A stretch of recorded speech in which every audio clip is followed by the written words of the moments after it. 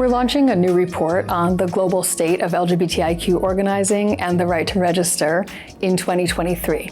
One of the reasons why it's so important that organizations do have access to registration is that with registration comes the ability to access much more funding than organizations can access when they're not registered. Even in many countries that don't criminalize same-sex conduct, stigma and discrimination, particularly on the part of the state, are still so intense that it is impossible to register. One of the interesting things we heard in China from one of the activists we spoke to was a story of how police officers will call in activists and say they'd like to invite them for tea.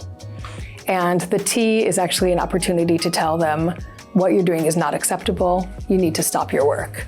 There's no law that prohibits LGBTIQ organizations from registering.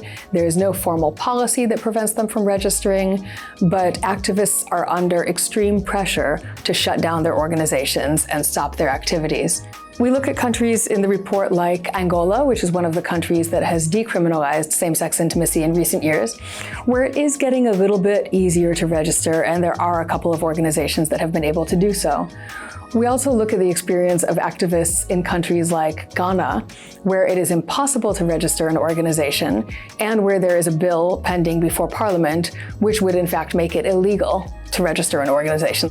Our movement depends on external sources of funding, and many of those sources are not available to civil society organizations that aren't registered, including funding from some UN agencies. And so we need the donor community to be creative about finding ways to work with activists in countries where it's impossible to register, and also to support their efforts to change laws and policies so that they are able to register and work formally and openly in the future. One area where we did see some improvement in our new research in 2023 is in the number of countries in which LGBTIQ organizations exist. While they can't register in many of these countries, we did find that compared to 2018, where we found there were 34 countries in which there was no LGBTIQ organization that existed at all, by 2023, that number had gone down to only 25 countries.